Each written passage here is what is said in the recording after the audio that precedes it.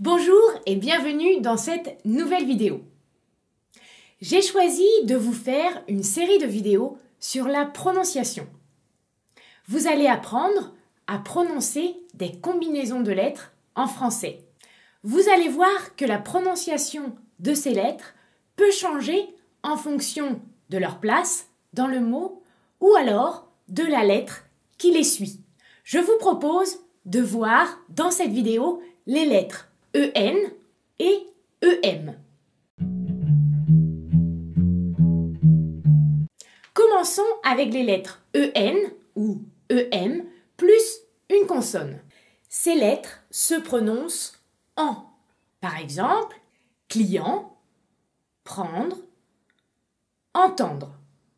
Quand les lettres EN sont suivies de la consonne N ou les lettres EM suivies de la consonne M, vous devrez également les prononcer en. Par exemple, ennuyer, emmener. Mais attention, il y a des exceptions.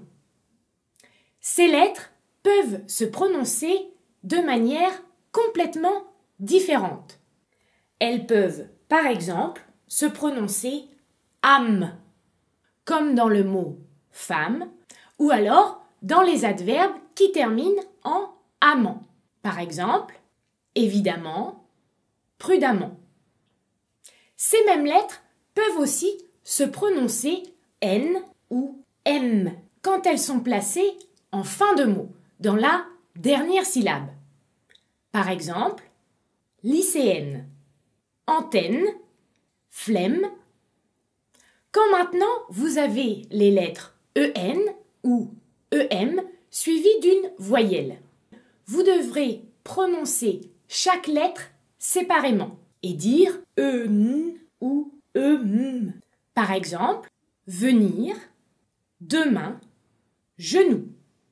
Quand maintenant les lettres EN sont situées en fin de mot, qu'il n'y a ni consonne ni voyelle après, vous les prononcerez avec le son 1. Par exemple, examen, européen. Vous allez également prononcer le son 1 dans la conjugaison des verbes venir, tenir et leur composé pour les 3 premières personnes du singulier. Par exemple, viens, tiens, reviens, etc. Faites attention, vous ne prononcerez jamais les lettres EN correspondant à la 3e personne du pluriel pour toutes les conjugaisons des verbes. Par exemple, il chante, elle dansait, il prendrait.